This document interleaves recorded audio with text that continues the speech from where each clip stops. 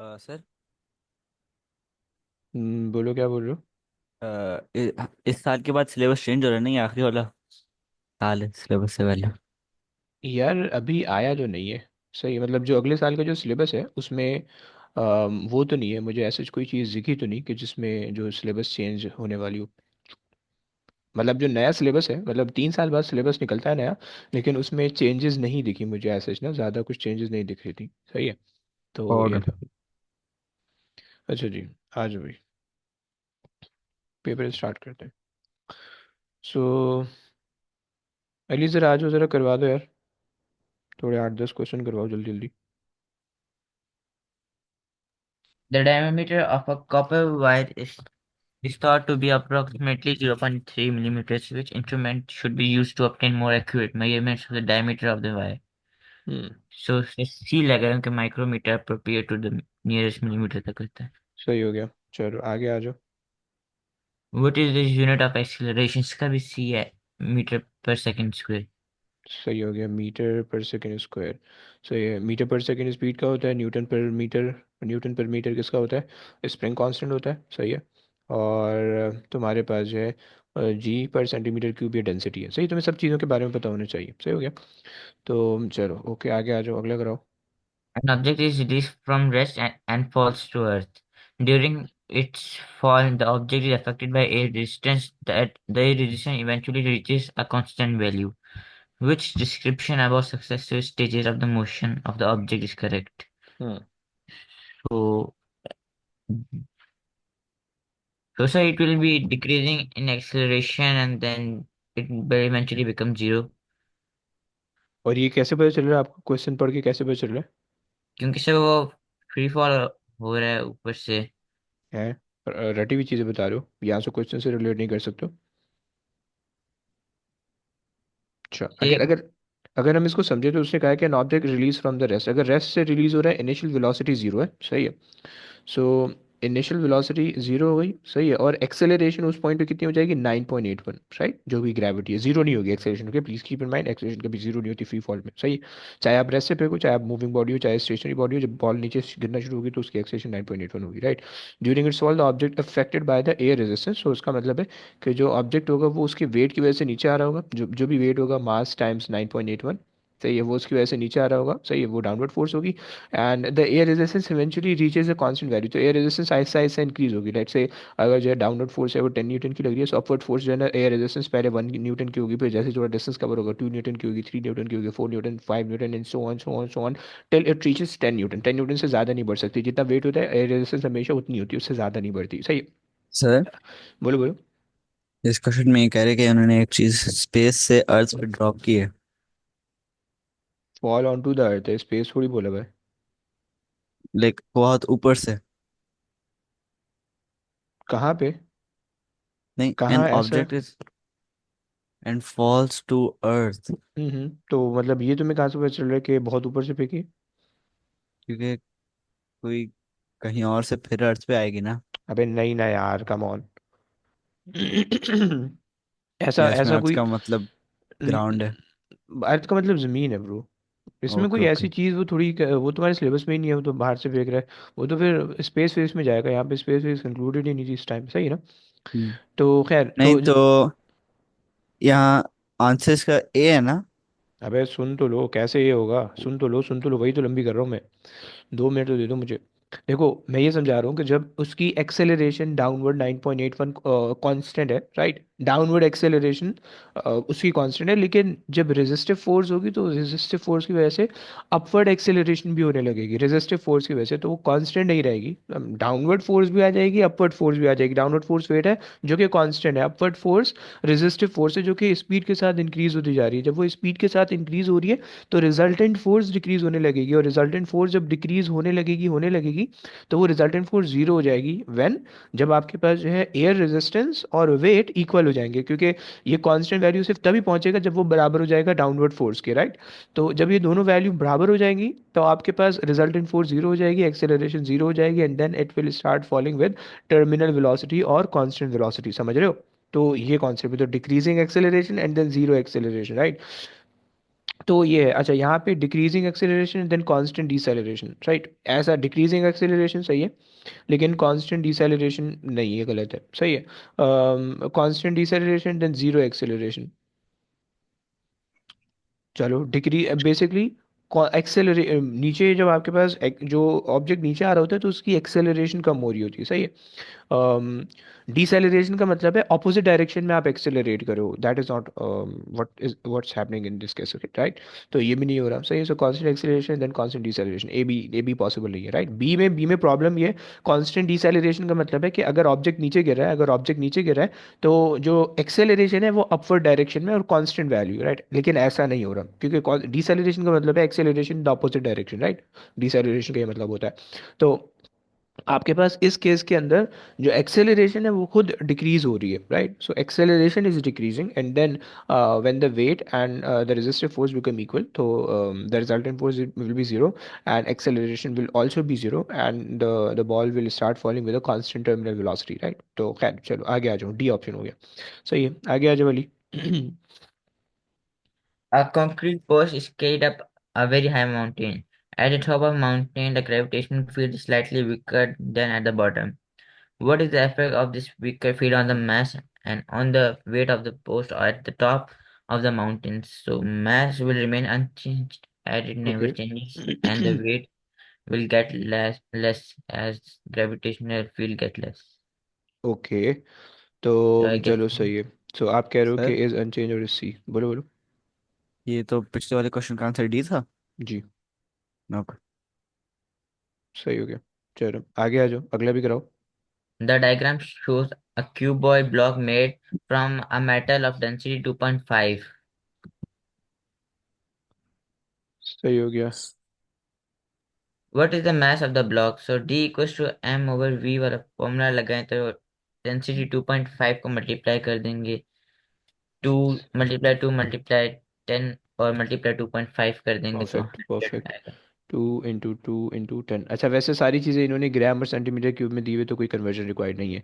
सो 2 times 2 4 times 10 40 और times 200 और divided by 200। D, yes. चलो अच्छा जी, चलो 5 क्वेश्चन आपने करा दिए, 5 क्वेश्चन रियाज से करवा दे। रियाज जरा आ जाओ जल्दी से, रियाज रीड कर लो question quick. Diagram shows an object moving at constant speed in a circular path in the direction shown. Force acts on the object to keep it in circular path. Force is B. Why? वो तो बोल रहा है कि constant speed है, जब constant speed होती है तो एक्सीलरेशन होती नहीं है। Yes, sir. तो फिर Hmm. क्या कहोगे, क्या कहोगे? अच्छा देखो, अगर एक बात बताओ, मुझे बताओ, फोर्स इज स्केलर क्वांटिटी और वेक्टर क्वांटिटी? Scalar. अबे कैसे? अगर तुम किसी को पुश कर रहे हो तो जिस डायरेक्शन में तुमने उसको पुश किया वो उसी Vector, डायरेक्शन में vector, जाएगा vector. या किसी भी डायरेक्शन में चला जाएगा? Yes, okay. So force is a vector quantity and force depends upon the acceleration, right? So acceleration is a scalar quantity or vector quantity? Acceleration is a scalar. No, it's also vector. भूल गए सब? Come on. Acceleration is also vector यार। और acceleration depend करती है velocity पे, और velocity is also vector, right? So इन्होंने कहा हुआ है Yes. The speed is constant, okay fine. Speed का मतलब है the magnitude of the velocity, like the value, like जो भी 5 metre per second 10 metre per second जो भी वैल्यू है, that value is constant, right? Right.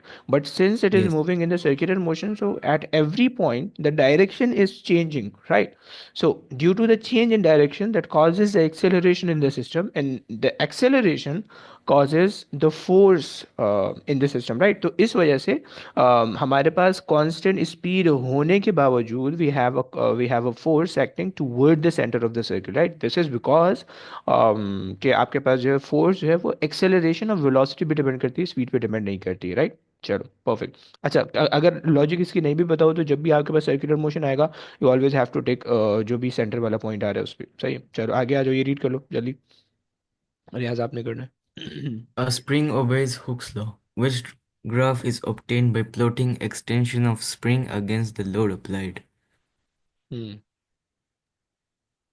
Sir इसका मतलब क्या है? Spring against the load. Yes, spring नहीं नहीं, एक्सटेंशन ऑफ द स्प्रिंग पढ़ो ना। Extension against load. यस, समझ में आ रहा है, ये नहीं आ रहा क्वेश्चन नहीं सर। ब्रो। अगर आप देखो, so F is equal to K X होता था स्प्रिंग्स का रिलेशन, राइट, भूल गए? Yes yes. F is equal to K X, right, और उसमें हम कहते थे कि भाई जैसे जैसे हम ये हुक्स लॉ के अंदर हम कहते थे कि force is directly proportional to extension in the spring, provided कि वो जो है ना लिमिट ऑफ प्रोपोर्शनलिटी रीच नहीं करे, राइट। तो हम जैसे जैसे फोर्स बढ़ाते वैसे वैसे एक्सटेंशन बढ़ती है, जैसे जैसे फोर्स बढ़ाते वैसे वैसे एक्सटेंशन बढ़ती है, राइट। तो यस। एक्सटेंशन और फोर्स जो है वो डायरेक्टली प्रोपोर्शनल है, सही, दे आर डायरेक्टली प्रोपोर्शनल। सो आपको बस सिर्फ डायरेक्टली प्रोपोर्शनल का ग्राफ बताना है। ए। हाँ, दैट्स इट। सही हो गया ना, समझ में आया? यस। सर हाँ बोलो। लेकिन कभी कभी ऐसे भी होते हैं कि स्प्रिंग पे वो अ, एक बार ज़्यादा लोड पड़ जाता है और तो फिर उसकी एक्सटेंशन फिर वहाँ से डायरेक्टली प्रोपोर्शनल नहीं होती, उसकी एक्सटेंशन फिर वो और कर्व हो जाती है, कम। कर्व हो जाती है, जी जी। जी जी। ब्रो तो वो इलास्टिक लिमिट वाला पॉइंट होता है, वो इलास्टिक लिमिट वाला पॉइंट होता है, सही है। अब उसने कहा, देखो उसने कहा भाई spring obeys the Hooke law, Hooke's law, right. तो इसका मतलब है, अब देखो जो ग्राफ आप बोल रहे हो वो ग्राफ इस तरह से बनता है, सही है। पहले straight line and then curve, right. So जी यहाँ जी। तक जो होता है वो हुक्स लॉ ओबे होता है, फिर यहाँ से आगे जिसको हम कहते हैं लिमिट ऑफ प्रोपोर्शनैलिटी, सही है। लिमिट ऑफ प्रोपोर्शनैलिटी, सही, ये हमारे पास हुक्स लॉ वाला पॉइंट होता है। इसके आगे जो है ना फिर हमारे पास आती है elastic limit, okay, elastic limit. जी। और फिर आगे ग्राफ चलता है, सही है। तो अब बेसिकली यहाँ पे उन्होंने सिर्फ जो चीज़ पूछी हुई है वो ये पूछी हुई है कि ओबेज अ हुक्स लॉ, वो वाले पोर्शन में आपने बताना है ग्राफ, ओके। सो वो वाला पोर्शन ओके। सिर्फ और सिर्फ ये आ रहा है, सही। अगर तो वो इलास्टिक लिमिट का पूछता तो आपका ग्राफ जो है, चूंकि ये जी extension time graph, extension load graph है, तो ये ऊपर बेंड हो जाता है। अगर ये फोर्स, अगर ये लोड यहाँ पे होता और फोर्स यहाँ पे, एक्सटेंशन यहाँ पे होती, तो ये ग्राफ नीचे बेंड हो जाता, ओके। जी। Is that clear? जी। चलो ओके, जी। आगे आ जाओ, और रियाज ये जो आगे आ ये फॉर्मूला है हम्म F equals to K x, hmm F is force, x is hmm extension के। इज ए स्प्रिंग कांस्टेंट, जो कि आपको स्प्रिंग की स्टिफनेस या सॉफ्टनेस के बारे में बताता है कि मतलब अब एक गाड़ी का स्प्रिंग है, तो ये गाड़ी के टायर में एक स्प्रिंग लगा हुआ है, तो आपको उसके लिए बहुत ज़्यादा फोर्स चाहिए होगी, राइट। और एक आम जी। नॉर्मल पेन का जो स्प्रिंग है उसमें बहुत कम आपको फोर्स चाहिए, राइट। तो ये जो जितनी ज़्यादा फोर्स चाहिए स्प्रिंग को एक्सटेंड करने के लिए, वो बेसिकली स्प्रिंग कांस्टेंट बताता है, राइट, कि स्प्रिंग कितना सॉफ्ट है, कितना हार्ड जी। है, राइट। तो ये चीज़ है, ओके। जी। आगे आ जाओ, रियाज आगे आ जाओ। Which is the value of a vector quantity? Hmm 200 volts, 100 kg, meter cube. Mm, direction देखो, डायरेक्शन कहाँ पे आ रही है, direction C. Direction direction, very good, C आ रही है, राइट। बाकी सारे वोल्ट स्केलर क्वांटिटी है, डेंसिटी ये आ रहा है, यूनिट से पता चला है डेंसिटी स्केलर होती है, सही है। ये स्पेसिफिक हीट कैपेसिटी है, स्केलर है, वेरी गुड। आगे आओ, अगले रीड करो। The ओके ओके, table इसको gives एक मिनट, इसको छोड़ सकते हो, ये भी एनर्जी से रिलेटेड, हमें एनर्जी भी ख्वारी नहीं करनी है। यहाँ पे आ जाओ। a weightlifter raises a 2000 Newton weight through a vertical height of 2 meter in 0.8 seconds. What useful power does it develop doing this? सही है, पावर का फॉर्मूला क्या होता है? Work done over time. Power is equal to, Energy over time. Power is equal to energy over time, fine. Work done, अच्छा work done over time कह रहे हो तो भी चलेगा, वर्क डन ओवर टाइम भी चल जाएगा, यहाँ पे वर्क डन ओवर टाइम शायद लग रहा होगा, सही है। सो अच्छा, वर्क डन हमारे पास वैसे क्या होता था, फोर्स टाइम्स डिस्टेंस होता था, राइट। सो Yes. वर्क डन हमारे पास आ जाएगा, अच्छा जी। सो फोर्स हमारे पास है 200, 2000, और हमारे पास जो है ना डिस्प्लेसमेंट हमारे पास आ रही है 2 मीटर की, और टाइम हमारे पास है 0.8 का, सही है। सो 400 Sir और D. 1 ज़ार 2 ज़ार कितना, B, D, D. Last option. Before, okay 5000. Fine fine fine, very good. आगे आ जाओ, आगे आ जाओ। बल्कि एक मिनट, एक मिनट, एक मिनट। A wind अबे अबे, turbine. रुक रुक रुक, बल्कि हाँ, कर लो कर लो कर लो, तुमने 4 क्वेश्चन के। सर वर्क डन का फॉर्मूला क्या था? फोर्स मल्टीप्लाई बाय डिस्टेंस होता है bro. F. F S, force multiply by distance, okay. जी जी। चलो आगे आ जाओ, आगे आ जाओ। Wind turbine generates 54 kilowatts of useful power from an input of 180 kilowatts of wind power. Which calculation gives percentage efficiency of the turbine? हम्म जनाब, Efficiency is total over useful, right? है यूजफुल ओवर टोटल ना, क्योंकि देखो useful तो हमेशा कम होने वाला है, टोटल हमेशा ज़्यादा होने वाला है, राइट। और एफिशिएंसी आपको पता है कि 100 Yes, से कम and then होती है, times राइट। 100. सो आपके पास जो है, यस तो आपके पास यूजफुल कितना आ रहा है? देखो जो छोटा होगा वो ऊपर आएगा, जो बड़ा होगा वो नीचे आएगा, always remember, right. Small over large right, into 100 that's simple formula. सही है। सो 54 किलो है, यू कैन कन्वर्ट इट। सही है, तो 3 जीरो लगा times दो। 1000. Yes. और नीचे 180 है, सही है, 3 जीरो लगा दो। एंड into 100 सही हो गया। ये देख लो कौन सा ऑप्शन मिल रहा See. है। सी बन रहा है, सी बन रहा है, ओके फाइन, चलो। 5 क्वेश्चन आपसे करा दिए। अच्छा जनाब आ जाओ भाई, फाज फाज जरा ये क्वेश्चन करवा दो, यहाँ से आगे 5 हमने करवाने। Okay. A force acts on an area to produce a pressure. Which changes produce the same pressure? Double the pressure, double the area and half the force. Uh, Double the area and make the force 4 times bigger. Pressure कुछ भी समझ नहीं आ equals. रहा है ना, कि इसको relate कैसे करेंगे, नहीं, डबल कर रहा है, क्यों कर रहा है? मुझे लगता है कि बेटा कैलकुलेशन करिए, बगैर कैलकुलेशन से कैसे तुम्हें लग रहा है, देखो ना। वो कह रहा है calculation. Double the area and double the force. If you are doubling the area which mean and doubling the force, इसका मतलब you are just multiplying both side by 2, right? So you end up या getting just to to force। Cancel. सही है, तो वो जी। Cancel हो जाएगा।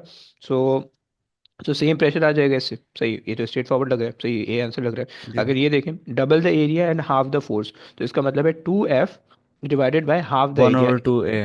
1/2 तो जब ये रेसिप्रोकल होगा तो ये हो जाएगा 4F/A। And you know F/A is a pressure, so 4 PR है। सही है, तो ओरिजिनल के जी। 4 टाइम ज़्यादा हो गया है सेकंड वाले के अंदर, तो सेकंड वाला नहीं लग रहा। डबल द एरिया जी। And make force 4 time bigger. So 4 time bigger हो गई फोर्स, और डबल द एरिया 2A, सो ये मेरे पास आ जाएगा 2F/A। सही है, और आपको पता है F/A इज प्रेशर, सो इसका मतलब है ट्वाइस द प्रेशर हो जाएगा थर्ड केस के अंदर। And half the area and double the force, again you will get the fourth answer. So जी। जी। ए होना चाहिए, राइट? तुम लोगों को क्या लग रहा है, कौन सी कौन कह रहा मुझे यही लग रहा था सर। है? परफेक्ट, चलो। वही सी वाले जो सही है, समझ में आया जी, समझ में आया तुम्हें? आई होप सो समझ में आ गया होगा, Yes, चलो। yes, समझ आ गया। ओके आगे आ जाओ, फहद आगे आ जाओ। Identical toy bricks are placed one on top of another to make a tower on a table. Which graph shows the relationship between pressure P that the tower exerts on the table and the weight of the tower? Hmm. Which graph shows the relation between pressure and weight? Which graph? Okay. Pressure, देखो जब weight. भी graph बनाने को आता है या आपको relate करना होता है, सबसे पहले तो आपको इक्वेशन सोचनी है। तो क्या ऐसी जी। इक्वेशन है जो कि प्रेशर और वेट को रिलेट करती है? Pressure is equals to, uh, normal relation क्या होती है सॉलिड का प्रेशर का? प्रेशर इन नहीं सॉलिड क्या पता। होता है? अबे यार सब चीज़ें भूल के बैठा, अभी ऊपर लिखा है यार, अभी तो ऊपर करके आ रहे हैं। ये किसका फॉर्मूला है? प्रेशर, प्रेशर इन ये सॉलिड एफ का तो ओवर है। फॉर्मूला है। तो प्रेशर इन इसमें सॉलिड का है। वेट का तो नहीं है। ब्रो उसको बना देंगे ना। ओके। सही है, अब फोर्स यहाँ पे किसी भी फॉर्म में फोर्स लग सकती है, यहाँ पे फोर्स वेट की फॉर्म में लग रही है, सो आप इसको चेंज कर दो, वेट ओवर ए। हो गया। ओके। सो अब आपको दिख रहा है pressure is basically directly proportional to weight. सही है, सो अब आप जी डायरेक्टली प्रोपोर्शनल वाला ग्राफ देख लो। सर, लेकिन ये तो आप थियोरेटिकली भी कर सकते हैं ना। अगर आप सोचें कैसे सोचोगे? कि अगर एक चीज रखी हुई है, हम्म। उसके ऊपर एक और चीज रखी, हम्म। उसका वेट और इंक्रीज करेंगे तो प्रेशर भी ज्यादा उसमें आएगा। लेकिन आपको ये कैसे पता चलेगा कि कितना ज़्यादा होगा? वो इंक्रीज ऐसा भी तो हो सकता है, वो लाइक इंक्रीज ऐसा भी डायरेक्टली तो हो सकता है। प्रोपोर्शनल ही होगा। कैसे पता जितना चल रहा है? ज्यादा वेट डालेंगे उतना ज्यादा प्रेशर इंक्रीज होगा।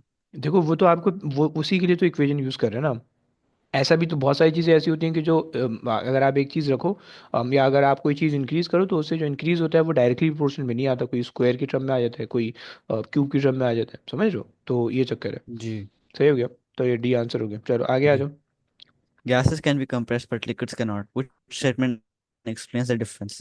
अच्छा एक मिनट छोड़ दो इसको, ये गैस Gases can इसके be इसके अंदर compressed. आएगा, इसको छोड़ो छोड़ो। Okay. इसमें आ जाओ, The इसमें आ जाओ। diagram show the hmm. diagram shows the quantity of gas trapped in a cylinder. The piston is pushed slowly. The piston is pushed in slowly, and the gas is compressed. The temperature of the gas does not change. Which graph shows the relation between pressure and the volume of gas? हम्म। अगर volume increase, sir आप नीचे जा सकते हैं।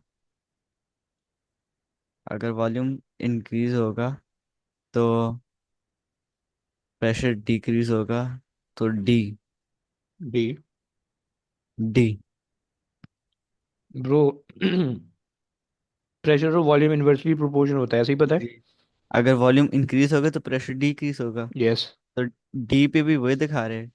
D अभी हो सकते हैं। बी हो सकता है, सिर्फ डी नहीं हो सकता ब्रो। डी का मतलब है कि प्रेशर और वॉल्यूम जो है वो नेगेटिवली प्रोपोर्शनल है, मतलब pressure is directly proportional to negative of volume, इसका ये मतलब है, राइट। और हैं? Pressure is inversely proportional to volume, इसका ये मतलब है। मैंने पढ़ाते भी बताया था कि ये जो स्ट्रेट लाइन होते हैं, ये जो स्ट्रेट लाइन होती है इस तरह से, this is not refer the direct proportion, this is not refer the inverse proportion, okay. समझ रहे जी हो ना? तो जी ये कभी भी ऐसी चीज़ वो नहीं करती है, सही है। जी। अच्छा जनाब, चलो। तो इसी ये आपको पता होना चाहिए, ग्राफ आपको ये रटे हुए होने चाहिए। चलो आगे, अच्छा ये छोड़ दो। एंड चलो, ये हो गया, निमट गया, ये निमट गया। हम्म। ये क्वेश्चन हो गया, ये पेपर हो गया। चलो आगे आगे वगैरह करते हैं। विच। अबे रुक तो, इतनी जल्दी क्या है? जी जी, रुक गए। अच्छा अच्छा अच्छा अच्छा अच्छा। चलो तुम्हारी बारी हो गई, किसी और से करवाते हैं। रूहान ज़रा रीड कर सकते हो, Ruhaan? The graph shows how the distance traveled by a vehicle changes with time, which to describe the speed of the vehicle in each section of the graph. जनाब, अच्छा रूहान, सबसे पहले मुझे ये बताओ, डिस्टेंस टाइम ग्राफ है, डिस्टेंस टाइम ग्राफ का gradient क्या बताता है, एरिया क्या बताता था, हमने कल डिस्कस किया, सब कुछ आना चाहिए ये। So speed, सो ग्रेडियंट आप कह रहे हो स्पीड बताता yes. है, स्पीड बताता है, सही है। और एरिया क्या बताता है? Sir, area, nothing. सही हो गया, कुछ भी नहीं बताता एरिया। अच्छा मुझे ये बताओ कि ये स्ट्रेट लाइन ग्राफ है, इसमें चार स्ट्रेट सेगमेंट्स हैं, तो yes. ये स्ट्रेट पहला वाला लाइन। अबे है। रुक रुक रुक रुक रुक, पहले पहले एनालाइज करो, पहले आंसर पे नहीं जाओ, पहले एनालाइज करो। सही, दूसरी चीज़ का भी मुझे जवाब दो कि स्ट्रेट लाइन ग्राफ जब भी हुआ करते हैं तो उसमें हर स्ट्रेट लाइन सेगमेंट का ग्रेडियंट कांस्टेंट होता है या इंक्रीजिंग होता है? Constant. कांस्टेंट होता है। So straight straight line is equals to constant gradient, सही है, कांस्टेंट ग्रेडियंट। ये सारी चीज़ें आपको रटी रटी हुई थी, आपने ये सब चीज़ें लिख ली। आ जाओ अब क्वेश्चन पे आ जाओ, क्या कह रहे हो, क्वेश्चन रीड करो जरा यहाँ से। Which row describe the speed of the vehicle in each section of the graph? हम्म। सही हो गया। P to Q constant है, ओके। फिर ये Q to R जीरो है, ओके। और फिर R to S भी constant है। कांस्टेंट है, वेरी गुड। सही है, तो मतलब आप यहाँ पे ये नहीं कह सकते कि स्पीड कहीं पे इंक्रीज हो रही है, बिकॉज स्ट्रेट लाइन ग्राफ है और स्ट्रेट लाइन ग्राफ का ग्रेडियंट हमेशा कांस्टेंट होता है। और स्ट्रेट और जो डिस्टेंस टाइम ग्राफ का जो ग्रेडियंट होता है वो स्पीड बताता है, राइट। तो इसका मतलब है कि the gradient of this graph is showing the speed, and चूंकि स्ट्रेट लाइन है तो हर जगह स्पीड आपको कांस्टेंट पता चल रही है। वेरी गुड, हो गया। आगे आ जाओ, ये भी करवाओ जरा, quick. A stone falls freely from the top of the cliff. A resistance may be ignored. Which graph shows how the acceleration of the stone varies with the time as it falls? Hmm. Sir अगर वो freely fall हुआ तो increase होगा acceleration उसकी। देखो उसने कहा air resistance में भी इग्नोर्ड, सही है, तो ये फ्री फॉल है लेकिन एक्सेलरेशन इसके अंदर रेजिस्टिव फोर्स नहीं है। अब बताओ दोबारा से क्या होगा? फिर ये कांस्टेंट रहेगा। क्या चीज़ ए कांस्टेंट रहेगी? Straight line acceleration. Straight line acceleration का मतलब है एक्सेलरेशन इंक्रीज हो रही है, क्या ऐसा पॉसिबल है? देखो ना, आपने एक बॉल को फेंका आपने तीसरी मंजिल पे खड़े हुए थे, आपने एक बॉल को ऊपर से नीचे ड्रॉप किया, सही है। तो ठीक आप है। चूंकि अर्थ पे खड़े हुए हो, सो अर्थ की ग्रेविटी है 9.81, राइट। तो आपको यस। पता है कि 9 पॉइंट, अर्थ की ग्रेविटी कभी जीरो नहीं हो सकती, राइट। तो एक्सेलरेशन अगर फ्री फॉल है तो वो कभी भी जीरो से स्टार्ट नहीं हो सकता, तो ये भी गलत हो गया स्ट्रेट अवे, ये भी गलत हो गया, राइट। क्योंकि अर्थ अगर आप फ्री फॉल मोशन कर रहे हो तो उसमें कभी भी ग्राफ जीरो से स्टार्ट नहीं होने वाला है, सही है, कोई ना कोई स्टार्टिंग वैल्यू होगी, सही है। पहली चीज़ आपको पता चल गई, राइट। अगर उसने कहा हुआ है कि एयर रेजिस्टेंस में बी इग्नोर्ड, तो इसका मतलब है कि जो आपके पास जो ग्रेविटी है 9.81 वो कांस्टेंट रहेगी, क्योंकि अपोजिंग कोई चीज़ है ही नहीं, अपोज करने वाली कोई चीज़ है नहीं। एयर रेजिस्टेंस अपोजिंग फोर्स होती थी, आपने उसको इग्नोर कर दिया, राइट। सो ये कांस्टेंट है, जब ये कांस्टेंट है तो आपके पास स्ट्रेट लाइन बन जाएगी, राइट। ओके। अगर तो आपके पास जो है एयर रेजिस्टेंस प्रेजेंट होती तो आपके पास जो है वो फिर जो ग्राफ जो है ना वो उसकी डीसेलरे उसकी एक्सेलरेशन डिक्रीज होती, जैसे हमने पिछले उसमें देखा कि एक्सेलरेशन ऐसा ऐसा ऐसा ऐसा डिक्रीज होकर भी जीरो जीरो हो जाएगी, और फिर ग्राफ जो है वो कांस्टेंट टर्मिनल वेलोसिटी पे पहुंच जाएगा यहाँ से यहाँ पे, सही है। चलो आगे चलो। The speed time graph for an object is shown. Below are four statements about the acceleration of the object. Which statement is true? अच्छा रुक जाओ, 2 मिनट रुक जाओ, पहले इस ग्राफ को एनालाइज करो। स्पीड टाइम ग्राफ का डिस्टेंस, स्पीड टाइम ग्राफ का ग्रेडियंट क्या बताता है और एक्सेलरेशन क्या बता, Speed एरिया क्या time बताता है? distance. हाँ क्या, दोबारा बोलो, ग्रेडियंट क्या बताता Distance. है? अबे डिस्टेंस कर दो, एक्सेलरेशन। देखो फॉर्मूला लगाओ ना, speed divided by time, ten in speed divided by change in time क्या होता है, एक्सेलरेशन होता है। और एरिया क्या बताते हैं, एरिया इसका डिस डिस्टेंस। भूल रहे हो बेटा, भूल रहे हो, ये ग्राफ बहुत इंपॉर्टेंट है, मैंने बताया भाई, ये इस तरह का कोई ग्राफ कल के पेपर में आएगा, ओके, तो बी केयरफुल। अच्छा जी, डिस्टेंस बताता है, एरिया बताता है। आपको पता है कि स्पीड टाइम ग्राफ है और स्ट्रेट लाइंस हैं, तो इसका मतलब है ग्रेडियंट तो सब में कांस्टेंट होने वाला है, राइट। और फाइन, अब आज जरा ऑप्शन देखो। The acceleration in the first then second is 10 by 10 meter per second square. The acceleration is increases between w and x. The acceleration decrease between y and z.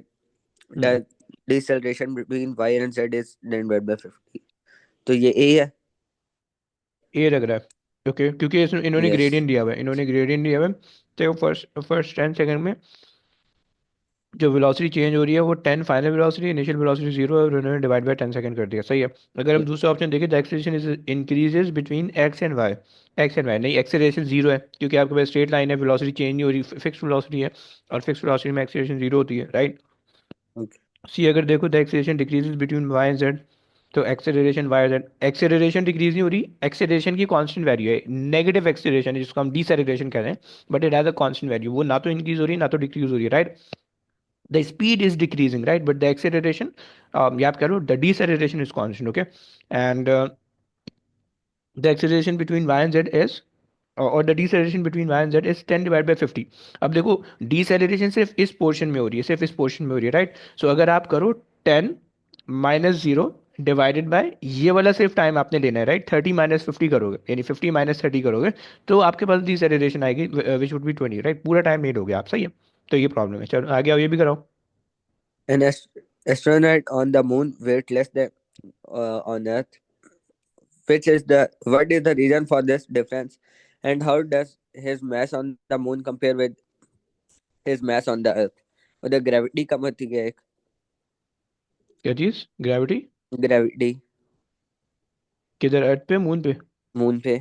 Moon पे gravity कम होती है, okay. अच्छा, तो और option क्या हो रहा है? अच्छा, आप ये कह रहे हो कि मून पे ग्रेविटी कम होती है, तो मास, पहले मुझे बताओ, मास मास दोनों जगह सेम रहेगा या मास डिफरेंट होगा? डिफरेंट है का. मास डिफरेंट होगा दोनों जगह पे, क्या रीज़न भाई? सर क्योंकि हमने रूल पढ़ा था कि mass remains the same through out the universe, भूल गए हो? यस। फिर भी है का. बी, तुक्के लगाई जा रहे हो तुम, थोड़ा सा सोच समझ के तो बोलो यार। और मून हैज़ अ, देखो ना आपके पास, मास ऑन द मून वो तो सेम रहेगा, मास ऑन द मून तो सेम नहीं हो सकता। Reason for the wait difference, आप ये कह दोगे the moon has a weaker gravitational field, सही हो गया, चलो मान लिया। चलो आगे आओ, ये क्वेश्चन कराओ। A diagram shows an empty container and the same container filled with liquid. The empty container has a mass of 120. When filled with the liquid, the total mass of the container is 600 gram. The volume of liquid in container is 600. What is density of the liquid? Density is equal to mass divided by volume. Density is equal to mass over volume, fine. देखो उसने कहा है density of the liquid चाहिए आपको, right, तो उसके लिए आपको मास ऑफ द लिक्विड चाहिए होगा और वॉल्यूम ऑफ द लिक्विड चाहिए होगा, ऐसे ही। Yes. तो volume of the liquid in the container उससे 600 दिया हुआ है straight away. Mass of the liquid क्या लोगे भाई? Mass of the liquid when the filled. जनाब, सर उन्होंने इसको जो उसका जो वेट है कंटेनर का, हम्म, उसको उसमें से माइनस कर देंगे 600 में से, क्योंकि फील्ड 600 ग्राम है. सही हो गया, तो इसका, और एम्प्टी कंटेनर में कंटेनर का मास नहीं चाहिए, सही है, फाइन।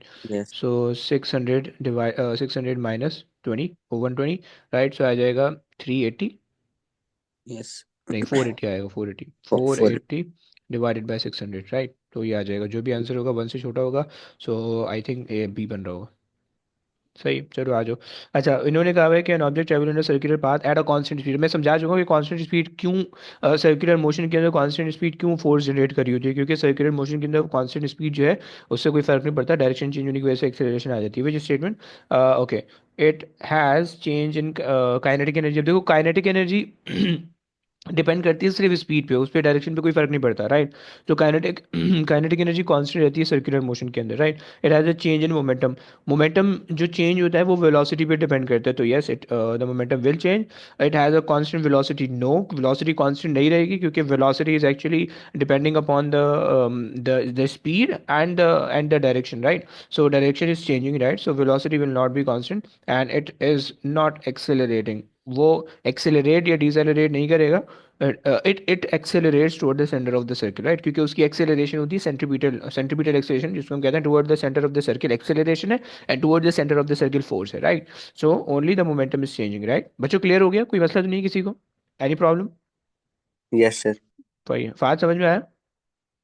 जी। चलो आगे आओ। अच्छा जी, इफत करवा सकते हो क्वेश्चन, इफत? यस इफत ब्रो, कहाँ हो? Different weights are hung on a spring. The diagram shows the length of the spring with and without the loads attached. What is the extension of the spring when the load is 400 newtons? 20 newton without 200 newton. अबे solve करवाना है, बताओ मुझे, बताओगे तुम? Sir, I'm doing. अबे मुझे बताओ ना, मैं वीडियो बना रहा हूँ, मैंने यूट्यूब पे डाली, यूट्यूब वालों को कैसे पता चलेगा कि तुम क्या कर रहे हो? नहीं। Hello Hmm. यूट्यूब। अबे कद्दू, लाइक शेयर एंड सब्सक्राइब ये बोल दो। अच्छा लाइक जी। Share and subscribe. अरे अरे, थैंक यू 20, थैंक यू। 40, 65. पहले पहले ये बताओ, पहले ये बताओ कि what is the extension eight 400? अच्छा सही है, बस सिंपल सा है यार। सर डी है सर। 45, sir. D. और डी के लिए आपने ये क्या होगा भाई, original extension without any load 20 है। Original extension minus 65. सही है। सो 45 आ गया, ठीक, चलो अगला करवाओ please. A vehicle of mass 900 kg is traveling with a velocity of 20 meter per second. What is the momentum of the vehicle? Mass times velocity. Momentum का formula भाई? 18,000 kg meter per second. अबे हम formula तो बताओ। मास times Mass times velocity. velocity. सही, और तुमने क्या 900 इंटू 20, फाइन। चलो आगे आओ अगला। 18,000. Which list contains only scalar quantities? Hmm. Scalar only direction, I think. Oh no, only magnitude. तुम लोग को Only ये तो magnitude. पता पता होना चाहिए। Hmm. हम्म। Only magnitude. यानी magnitude, only magnitude scalar quantity है, सही है, फाइन। अच्छा अगर Hmm. आप देखो तो acceleration is a vector quantity, right. Energy force is a vector quantity, mass is scalar, right. Acceleration is a vector quantity, force vector है, मोमेंटम वेक्टर है, वेलोसिटी वेक्टर है, सारे वेक्टर हैं। डिस्टेंस, एनर्जी, मास, स्पीड सारे scalar हैं। Distance, momentum is vector and velocity is vector, right. So C. DCP. चलो आगे Distance, आओ। energy, mass. A ball is dropped onto a floor. Its speed just before hitting the floor is 3 meter per second. Which change would result in a speed of 6 meter per second just before hitting the floor? Ignore any effects due to air resistance. Fine. Change from 3 to 6.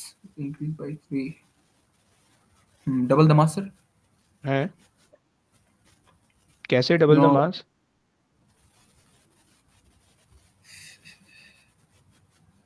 देखो ना, relate कर लो ना। देखो जब भी याद रखना, जब भी याद रखना कि जब भी आपके पास एयर रेजिस्टेंस नेग्लिजिबल होती है, जब भी आपके पास, प्लीज़ कीप इन माइंड, बहुत अच्छा पॉइंट है, जब भी आपके पास एयर रेजिस्टेंस नेग्लिजिबल होती है, राइट, तो याद रखना कि मास से कोई इफेक्ट नहीं होता आपके सिस्टम के अंदर, राइट। आप प्योर काइनेमेटिक्स लगाते हो, और काइनेमेटिक्स के अंदर हमने दो फार्मूले पढ़े, acceleration is equal to V minus U over T, and speed is equal to distance upon time. These are the two formula जो कि अप्लाई होंगे, राइट, अगर आपके पास एयर रेजिस्टेंस नेग्लिजिबल है, राइट। सो जहाँ जहाँ पे भी मास का इफेक्ट आएगा वो स्ट्रेट अवे कैंसिल हो जाएगा, अगर आप एयर रेजिस्टेंस नेगलेक्ट कर रहे हो, सही है। So double the mass, four times the mass, कोई फर्क नहीं पड़ेगा, right. Drop the ball Double from the. Double the height above the floor, और drop the ball from four times the height above the floor. अब ये कुछ relate कर सकता है आपको, अब इसमें सोचो क्या होगा। सर इधर क्या रिलेट करना है? सिर्फ लॉजिक लगाना है ना? चलो अगर लॉजिक लगाओ तो, लेकिन आपको कैसे पता डबल. चलेगा कि डबल द हाइट होगा या फोर टाइम्स द हाइट होगा, इसमें क्या लॉजिक लगाओगे? क्योंकि स्पीड डबल हो रहा है. 3 to 6 टाइम्स 2. है? हाँ सर, लॉजिक. अच्छा अगर स्पीड, देखो डिस्टेंस से आप स्पीड को रिलेट करो, पहले पहले तो ये सीन है। Distance over time. ये, अच्छा, हाँ, डिस्टेंस, यस, स्पीड पहले, डिस्टेंस ओवर टाइम हाँ फॉर्मूला. पहले तो आपको डिस्टेंस को स्पीड से रिलेट करना है, कोई ऐसा फॉर्मूला ढूंढना है कि जिसमें आपकी डिस्टेंस स्पीड से रिलेट हो रही है, और फिर जाके ये है ना, ये क्वेश्चन सॉल्व होगा। सही हो गया। यस. आ जाओ। जो बी वाले जो हजरात हैं वो उनको कैसे लग रहा है बी है? अली, रियाज, तुमको कैसे लग रहा है बी है? तो ये ग्रेविटेशनल एनर्जी काम करेगी इनका हाइट पे अगर बात है तो पे ज्यादा एनर्जी होगी तो फिर ज्यादा काइनेटिक एनर्जी लगेगी। तो अगर हम 4 टाइम्स ग्रेविटेशनल एनर्जी ज्यादा बढ़ाएंगे क्योंकि हाइट बढ़ जाएगी तो उसकी वजह से स्पीड भी तो बढ़ेगी, काइनेटिक एनर्जी बढ़ जाएगी। अच्छा, ऐसा सोच रहे हो? लेकिन तुम्हें लेकिन तुम्हें ये कैसे पता चल रहा है कि एग्जैक्टली 4 टाइम है, डबल नहीं है? ये 3 टाइम्स भी तो हो सकता है। Can you prove it? Yes or no? How? I can prove it. देखो बेसिकली ये तुम काइनेमेटिक्स से नहीं सॉल्व करोगे, ये तुम्हें जो है ना उससे सोचना है, ये तुम्हें जो है क्या बोलते हैं अपना वर्क एनर्जी पावर से सोचना है। देखो जब तुम बॉल को ड्रॉप करो एक सर्टेन हाइट से, लेट से तुम यहाँ से बॉल को ड्रॉप करो, यहाँ पे आ रही है बॉल, सही मैं इस फॉर्मूले को हटा रहा हूँ। जब तुम बॉल को यहाँ से ड्रॉप कर रहे हो और वो बॉल जो है ना वो इधर आ रही है सरफेस पे, राइट? सो एट एट मैक्सिमम हाइट तुम्हें पता है कि ग्रेविटेशनल पोटेंशियल एनर्जी ही सिर्फ आपके पूरे सिस्टम में होगी, राइट? एमजीएच की फॉर्म में, राइट? मैं law of conservation of energy लगा रहा हूँ, राइट? ये हमने क्लास में भी समझा था, राइट? सो एमजीएच यहाँ पे हमारे पास होगी, राइट? एमजीएच की फॉर्म में एनर्जी स्टोर होगी, राइट? और काइनेटिक एनर्जी नहीं है because it is just dropped, okay? So initial velocity zero है, सो इनिशियली काइनेटिक एनर्जी नहीं होगी, right? And at at the very last point उसकी सारी की सारी ग्रेविटेशनल पोटेंशियल एनर्जी काइनेटिक में कन्वर्ट हो चुकी होगी, half M V square, right? और मुझे पता है कि law of conservation of energy says कि जो भी एनर्जी जो है स्टार्टिंग में, वही एनर्जी जो है वो फाइनल पॉइंट पे भी होगी, right? So I can equate the two points, the two energies at the two different points as half M V square, right? सो अगर अगर तुम देखो, सो मेरे पास जो है मास एंड मास तो कैंसिल हो जाएंगे, सो मेरे पास आ जाएगा 2g, या 2a मैं लिखे देता 2a, और एच की एच कह लो, सही है, is equals to V square, right? अब देखो तुम्हें किसी से, अब देखो टू और ए ये कांस्टेंट है, they are not changing, right? Acceleration तुम ड्रॉप करो, right? And A is basically the acceleration of the free fall, तो this is not changing, right? तो इसको तो तुमने देखना ही नहीं है, सही है? तो तुम देख रहे हो कि H height is basically directly proportional to velocity का square, okay? Okay, are you getting that? जो वेलोसिटी है और एच, ये जो इनका आपस में रिलेशन है, वो स्क्वायर का रिलेशन है, ओके? और तुम्हें पता है कि जब कोई किसी भी चीज़ को स्क्वायर करते हो तुम, तो वो 4 टाइम्स हो जाती है, ओके? मतलब उसका उसका जो इफेक्ट आता है बाहर वो 4 टाइम्स हो जाता है, right? So if you increase up, या हम इसको कंसिडर, अगर हम इसको अज्यूम कर लें, हम इसका इस तरह से कहें कि भाई लेट्स से जब हमने 3 मीटर पर सेकेंड की वेलोसिटी थी तो हमारे पास हाइट थी एच, ओके? सो अगर हम ये कहें कि भाई when H was the height, so the ball was hitting the floor with a speed of 3 metre पर second and we have to square it because हमें ये रिलेशन पता चल गया, राइट? अच्छा, अब क्या करेंगे कि अब हमारे पास जो है when we have the new height, let's say H prime, जो कि हमें निकालना है, so the new velocity just before hitting is 6 square, right? सो अगर हम जस्ट क्रॉस मल्टीप्लाई कर लें, सो या हम जस्ट डिवाइड कर लें, सही है? सो ये हमारे पास जाएगा एच डिवाइडेड बाय, या हम इसको रेसिप्रोकल कर देते हैं, H prime sir divided by H, बोलो। वो एच प्राइम क्या होता है? एच प्राइम का मतलब है अननोन यार, एच डैश कह लो, सही है? अच्छा जी, समझ रहे नहीं समझ रहे? जी जी। नहीं समझ रहे, झूठ बोल रहा है बैठा हुआ।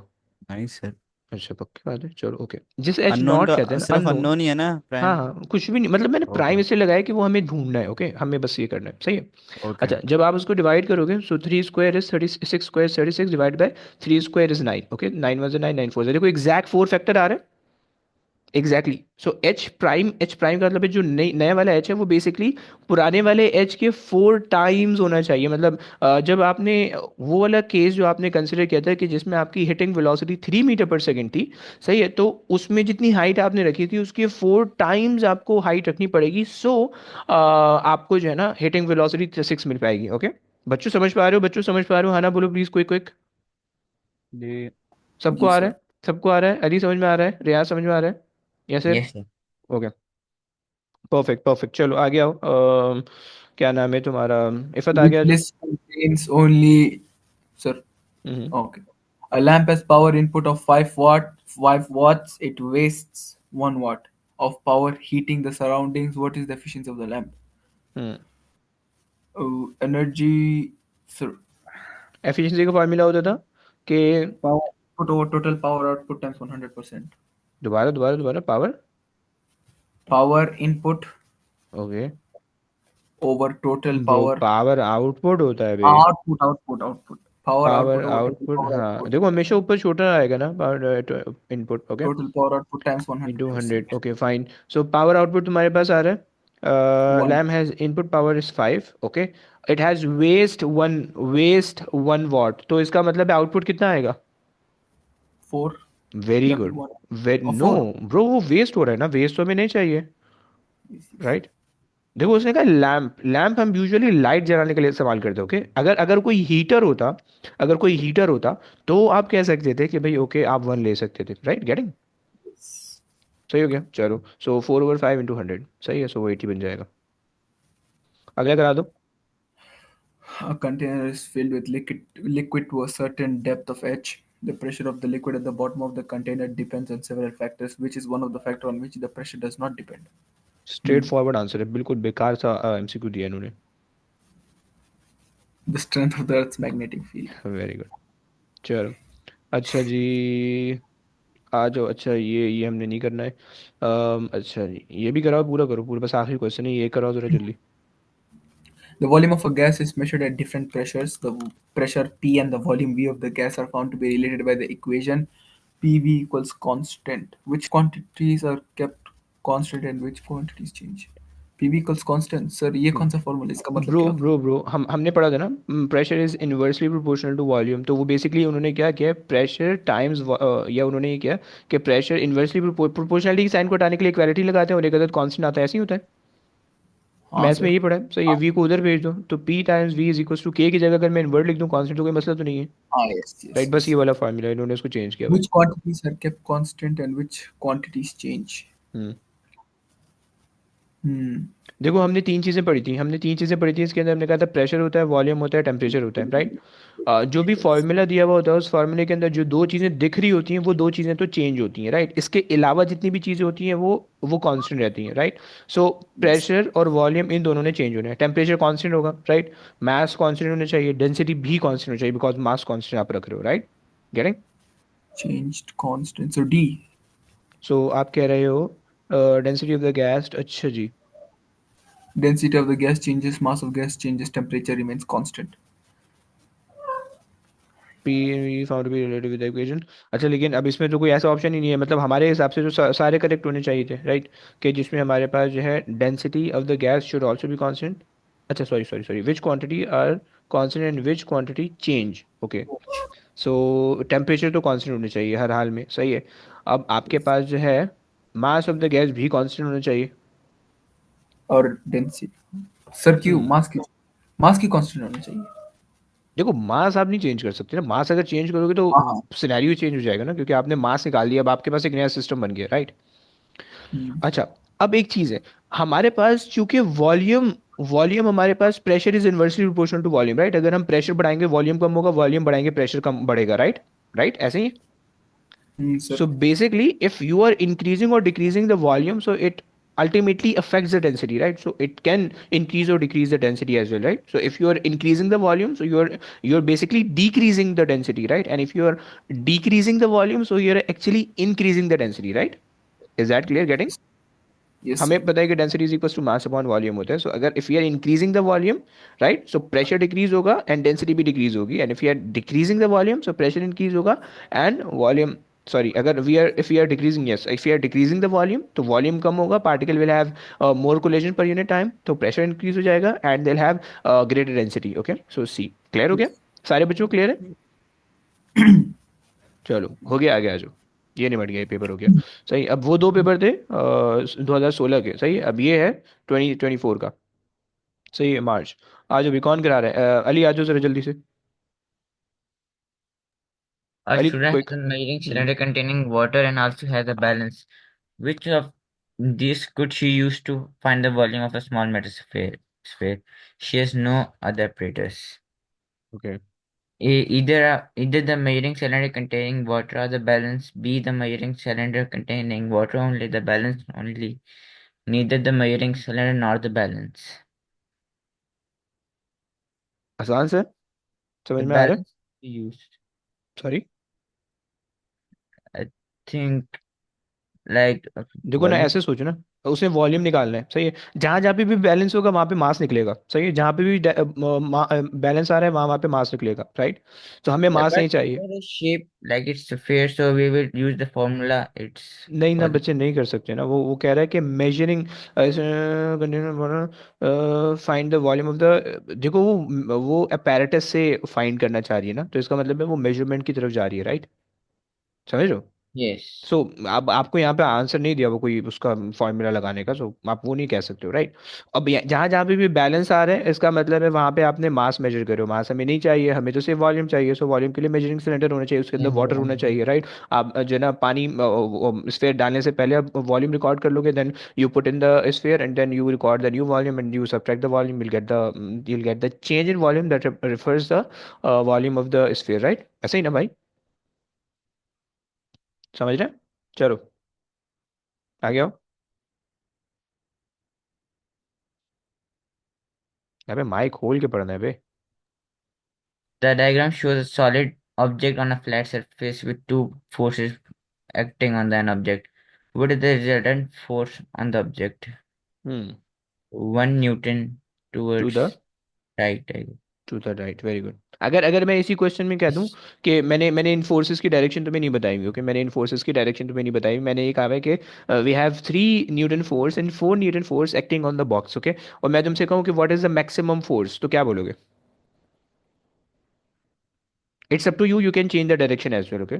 सो मैं बोल रहा हूँ कि मैक्सिमम फोर्स कितनी लगेगी considering 3 and 4 newton force, yes.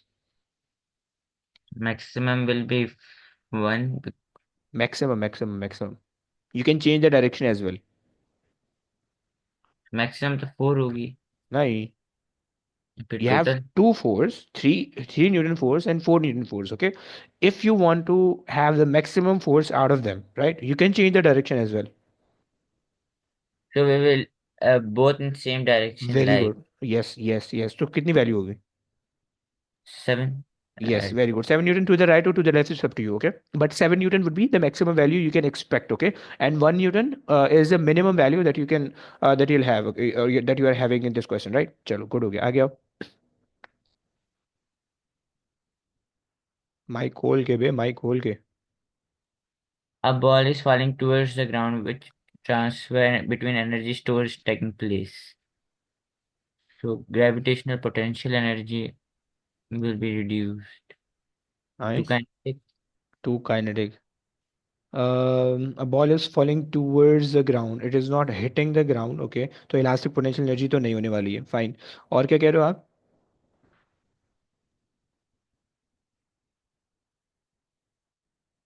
Gravitational energy है वो। Gravitational potential energy to kinetic कह रहे Yes.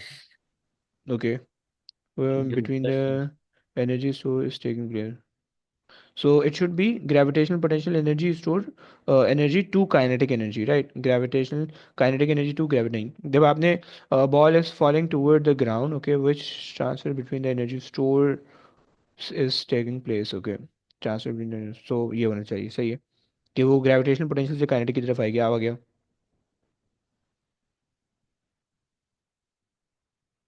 अबे माइक खोल के पड़ी, हाँ हाँ this हाँ हाँ group हाँ। contains one scalar and one vector quantity. So hmm, distance is a scalar quantity, okay good, and but and temperature is a scalar also, right, temperature is is not a vector. और कोई सोचो। energy भी scalar ही है yes, velocity is a vector दो। quantity. So energy and velocity, yes, ये one scalar one vector. Momentum is a vector, weight is also a vector, right. Mass is a vector and time is a vector, mass is scalar and time is scalar, right. तो ये, चलो आगे आओ। The table gives data about four liquids W, X, Y, and Z. W has 10 mass, 10 volume, X has 20 mass, 15 volume, Y has 30 mass, 50 volume, and Z is 40 mass अरे and 50 volume. आगे बढ़ बे, इतनी tension क्यों ले रहा है। None of the liquids mixes with any of the other liquids. All the liquids are put in the same container and settled to form four separate layers. Which statement is correct? I think देखो एक काम करते हैं, एक काम कर लो, पहले तो डेंसिटी निकालो इनकी, क्योंकि वो डेंसिटी से रिलेट कर रहे हैं, सही है। तो अगर हम इसकी डेंसिटी निकालें लिक्विड डब्ल्यू की, तो इसकी डेंसिटी आ जाएगी 10/10 1, ओके। इसकी डेंसिटी आ जाएगी 20/15, विच इज़ 4/3। 4/3 इज़ 1.33, सही है। And then 30/50, 30/50 means zero three point six. Over five 0.6, okay fine. And 40/50 0.8, yes. Yes. सही है। अब सबसे सबसे हैवी डेंसिटी इसकी है, तो इसका मतलब है ये सबसे एंड में होना चाहिए, सबसे लोअर होना चाहिए, फिर उसके बाद उससे टॉप पे ही होना चाहिए, फिर उससे टॉप पे ही, फिर उससे टॉप पे ही, फाइन। अब आ जाओ, रीड कर लो answer. According to this, it hmm. will be D because as Y has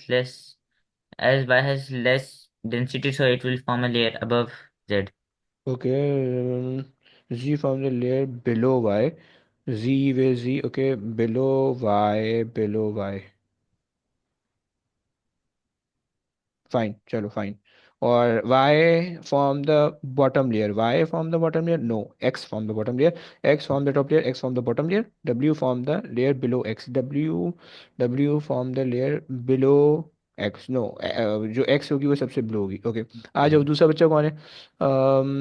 रियाज, तुमने करना है, रियाज quick. Yes, sir. A weightless beam is balanced on a pivot as shown. Forces P, Q, and R act on the beam. Which equation is correct? हम्म, pivot तुम्हें दे रखा है, सही है। और तुम्हें Mm. Clockwise equals to anti clockwise करना है, क्योंकि उसे मेंशन किया हुआ है इट इज बैलेंस्ड, ओके। तो Yes. You have two forces from the left hand side and one force on the right hand side. Can you tell me the distance जो कि पी पे है, पी का distance pivot से कितना आ रहा D. है, डी, एंड क्यू का डिस्टेंस पिवट से कितना आ रहा है, D. अच्छा। एक एक ही चीज़, एक चीज़, P, It will be P will minus rotate, हाँ, P will P. Rotate in this direction and Q will rotate in this direction, okay, so the Yeah. Directions are opposite, okay. And R is rotating in this direction, okay fine. So अगर आप Q को इसी direction में लिख रहे हो, so you have to put minus sign, okay. So Q Yes. Distance कितना, B. B, okay, and R का distance A. A, very good. चलो अब देख लो, Yeah, option B. Option B, Wait, no. नहीं, Option D. Option D, P times D minus Q, okay, R times A, and C अगर check करो, so P times D plus कर दिया उसने, ओके, गलत हो गया, चलो फाइन, चलो गुड हो गया, आ गया। Object is moving at plus 3 meter per second. Force acts on the object. After a time, object is moving at minus 4 meter per second. The mass of the object is 5 kg. What is the momentum of the body? ओए, what is a, What is the change in momentum of the body? हाँ, change क्या formula होता है भाई change in momentum का? mv minus mu. Very good, M V minus M U, हाँ जी, क्या करेंगे? मैथ्स आपको दिया हुआ 5 यहाँ 5 पे आ times गया, 3 फाइव minus, टाइम्स, उसने, ओए 5 टाइम्स 3 क्यों? it's the this initial. Is the final velocity and this is the initial ना, you is the initial one, Okay, 5 times minus 4 good, and minus 5 times 3. Very good, okay. देखो अगर यहाँ पे initial final में गड़बड़ करोगे answer change हो जाएगा, समझ रहे हो ना? Yes. सो 5 4 ज़ा 20 -20, और 5 6 ज़ा 15 -15, okay. So we get -35, okay, is that clear? Yes. चलो, वेरी गुड हो गया, आगे आ जाओ। ये आ गया। Diagram shows a column of liquid. The pressure due to the liquid at the bottom of the liquid is 6,000 Newton per meter square. What is the density of the liquid? Density का क्या formula होता है भाई? pGh. Okay, rho G H, okay fine. So इन्होंने is they give you the pressure, they are Yes. Giving the Okay. Pressure as 6,000 6,000 over divided by G is 9.8, या हम हाँ 9.8 ले लेते हैं क्योंकि अब चेंज हो चुका है सिलेबस, एंड एच हम ले times लेते हैं 50. 50। अच्छा, प्रॉब्लम है, प्रॉब्लम है, एक प्रॉब्लम है, देखी प्रॉब्लम, देखी प्रॉब्लम, देखी प्रॉब्लम, क्वेश्चन के अंदर प्रॉब्लम दिख रही है? नहीं नहीं. ब्रो, ये सेंटीमीटर दिया हुआ है, ये मीटर के अंदर दिया हुआ है, आंसर हाँ. सारे मीटर में मांग रहे हैं, सही ना? प्रॉब्लम आ गई, सही, तो इसको कन्वर्ट कर लो जल्दी से, 0.5, सही। Yes. चलो, ये हो जाएगा 6,000, और 6,000 12,000 डिवाइड बाई 2, तो डिवाइड बाई 10, तो 1,200 के आसपास आएगा, सो बी, बी आ रहा है, किसी का बी आ रहा है? मैंने तुक्का हाँ लगाया सर, है। 1224 आ रहा है। ओके ओके, परफेक्ट परफेक्ट, बेहतरीन है। चलो, describe the change of state. Change of state को छोड़ो, फूड पैन इसको भी छोड़ो, एंड ये भी नहीं है, ये भी नहीं है। एवेपोरेशन ख़त्म हो गया। चलो अगला अगला आओ। चलो भैया, आ जाओ भाई, करवा लो। कितने, 2 क्वेश्चन करवाया तुमने, ज़रा थोड़ा और करवाओ। A student measures the volume of a small irregularly shaped stone. Irregularly Which shaped, appar- okay. Hmm. yes, which apparatus must be used? अभी ये गुजरा पिछले वाले पेपर में। इरेगुलरली शेप्ड है, और उसने वॉल्यूम A. निकालना है। Ruler and measuring cylinder containing water. Okay, measuring cylinder containing water only. A ruler and an empty measuring cylinder. Okay. Ruler का क्या काम है ब्रो, रूलर का क्या काम है? मेजरिंग सिलेंडर To के लिए आप find रूलर कुछ कर सकते हो? the dense volume. Bro, irregularly shaped object है ना, तो रूलर तो कुछ भी नहीं करेगा, राइट? सो जस्ट बी होना चाहिए, सर वो राइट? दूसरे वाले रूलर होते हैं जो कर्वी होते हैं, लाइक वो। नहीं ना बच्चे, कुछ नहीं कर सकते तुम। पत्थर का वॉल्यूम निकाल सकते हो तुम। डायमीटर नहीं कह रहा हूँ मैं, वॉल्यूम कह रहा हूँ, वॉल्यूम।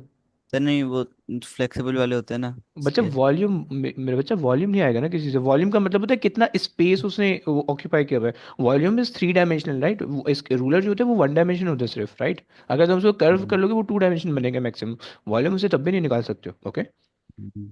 सही है, तो सिर्फ और सिर्फ देखो, मेजरिंग सिलेंडर होता है, उसमें तुम्हें स्केलिंग खुद दी हुई होती है, राइट? जब तुम उसके अंदर पानी डालोगे तुम्हें वॉल्यूम बता देता है कि भाई इनिशियली इतना वॉल्यूम था। तुमने जब इरेगुलरली शेप्ड ऑब्जेक्ट डाला तो तुम्हारे पास वॉल्यूम चेंज हो गया। जब तुमने वॉल्यूम, नया वाला वॉल्यूम तुमने देखा तो तुमने दोनों को माइनस कर दिए, आ जाएगा आंसर। समझ रहे हो ना? या ऐसे तुम भी समझ रहे हो, तुम गलत आंसर दे रहे हो। चलो आगे आ जाओ। Which quantity is a vector? Hmm. A.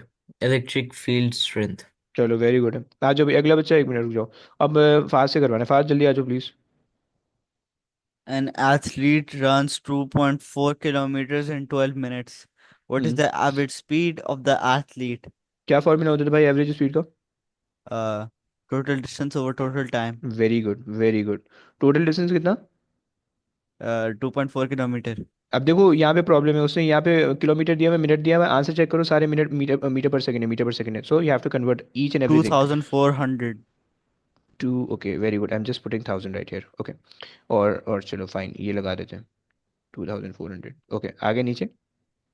12 into 12. Into ओए 12 into 60. 60, गुड। कितना आ जाएगा? 6 पंजा 6, 12 दूनी 24, ये हो जाएगा 22। कितना आएगा, कितना आएगा, जल्दी कहो, जल्दी बताओ। Okay. 12, ये हो जाएगा, बल्कि नहीं, मैंने गलत किया होगा। 2400, ये इसको पूरा उससे करना। 3.333333333333. Fine fine fine fine fine fine, चल आगे आ जा जल्दी। The graph shows how the speed of a car changes during a period of 50 seconds. Hmm. Which row gives the car's greatest acceleration and the car's greatest deceleration? सबसे पहले तो ये बताओ, speed time graph है, speed time graph का gradient क्या बताता है, एरिया क्या बताता है, क्विक? Speed time graph क्या क्या क्या क्या बताते हैं? ग्रेडियंट क्या बताता है और एरिया क्या बताता है? ग्रेडियंट एक्सेलरेशन उसका, या स्पीड में से कुछ बताएगा, एरिया भी हाँ, एक्सेलरेशन स्पीड। उसका ग्रेडियंट, एक्सेलरेशन और रेस्ट बताएगा। एक्सेलरेशन बताएगा सिर्फ, रेस्ट नहीं बताएगा। अच्छा हाँ, एक्सेलरेशन या जी डिसेलरेशन जी, बताएगा, ओके। एक्सेलरेशन जी जी। हम्म। एरिया बताएगा distance travelled. Good good good good. चलो, अब देखो स्ट्रेट लाइन है, सारी स्ट्रेट लाइन है, इसका मतलब है कांस्टेंट एक्सेलरेशन या कांस्टेंट डिसेलरेशन आ रही है, सही हो गया? हाँ जी, अब जी। बताओ कि कहाँ पे ग्रेटेस्ट आएगी, कहाँ पे स्मॉलेस्ट आएगी? ग्रेटेस्ट आएगी 0 to 15, और ग्रेटेस्ट डिसेलरेशन आएगी 45 to 50। ब्रो, उसने कैलकुलेट करने का बोला है, तो तुम्हें कैलकुलेट करना है, सो यू हैव टू नहीं, मैं फाइंड द बस बता ग्रेडियंट। रहा हूँ कि है ओके कहाँ, ओके मैं ओके बस ओके। बता सक। ओके ओके, डन है डन है। 20 डिवाइडेड बाय 15, सही है, आपने कहा कि भाई जी। ये वाली आ रही है, सही है। और ग्रेटेस्ट आप कह रहे हो कि डिसैलिनेशन कहाँ पे? 45 to 50। 45 to 50। 15/5। अच्छा अच्छा, एक मिनट। ये जो आप ये वाले क्यों नहीं ले रहे, यहाँ पे भी तो डिसैलिनेशन आ रही है, ये क्यों नहीं ले रहे? लेकिन इसका वो हम्म। वाई एक्सिस मैंने सिर्फ ग्रेटेस्ट 5 का डिफरेंस है, एक्सपीरियंस। ओके ओके, वेरी जबकि गुड दूसरे वेरी का गुड। डिफरेंस 15 का 15 है। का है, very good very good, perfect. 15/5, सो 3 का आ रही है, और 0.75, ऐसा बी आ रहा है। जी। चलो गुड है, आ गया। वेटिंग, 20/15 नहीं नहीं नहीं, 1.33 डी आर है, होता है। डी आर है, डी आर है। डी आर है। ओके, जी। सही। चलो। Which statement about gravitation field strength G is correct? Uh, mgh, तो W equals mg. G hmm. is define हाँ जी, gravity इतना टाइम क्यों and लग रहा है? G is correct, so G is mass over weight. Okay, W is equal to M G होता था, राइट? सो जी G weight G over mass होता है is gravity, right? So the G formula is incorrect. G is या mass times weight, this is also incorrect. G is defined as the mass per unit force, force पर unit mass. G is equal to the acceleration of free fall. Fine, D हो गया। जी। सही है। अच्छा जी, एक minute, ज़रा पीछे वाले क्वेश्चन पे आओ ज़रा। इससे पीछे वाले पे आए ज़रा। थ्री। सही है। छोटा सा मसला क्यों आ रहा हाँ।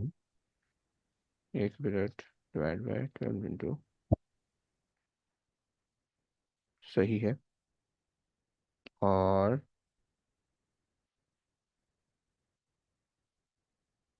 ओके, सही है, सही है, सही है, सही है। चलो। सर वैसे क्लास कब खत्म हो रही है? बस एंड करने लगा हूँ यार, दो हाँ, मिनट दे okay. दो। अच्छा जी, कैन नॉट, अगला आगे चलो। Which property of an object cannot be changed by applying forces? uh, हम्म, जल्दी। शेप चेंज हो volume, सकता है, वॉल्यूम चेंज हो तो सकता है, गैस पे लगाओ, नहीं, गैस पे प्रेशर मेरा लगाओ। मतलब मास मास मास मास यस, मास। गुड। चलो। अच्छा जनाब, कितना बजे? रुक रुक रुक। ब्राउनियन मोशन, कंप्रेस्ड ऑफन, ये अभी हमने किया, ओके। ये अब देखो, ये 2016 में भी एग्जैक्टली यही क्वेश्चन आया था, ये भी आंसर है उसका, राइट? और दो क्वेश्चन बच रहे हैं यार। चलो खैर है, बस करते हैं, सही है। ये दो क्वेश्चन अगर टाइम मिला तो कर लेना, ये दो क्वेश्चन है, नहीं तो खैर है। तो अब ये है कि इंशाल्लाह कल फिर मैंने टेस्ट लेना, तो कल प्रॉब्ली मैं टाइम जो है मैं बता दूंगा, तकरीबन 8 बजे, 8 बजे के आसपास। हाँ, 8 बजे से मैंने टेस्ट लेना है। माई 8 PM, तुम लोग का, अगर तुम लोग 2 घंटे का डिफरेंस है, so your 6 PM, if you have the 1 hour difference with my time, so आपका 7 बजे का, ओके। जी तो सो आप देख लेना, मैं I text you like 1 or 2 hour before the text, okay, before the test. और फिर उसके बाद कर लेंगे, सही है। चलो, बस बात ही कहानी तक थी, हम इंशाल्लाह कल देखते हैं कि तुम लोग की टेस्ट में कितनी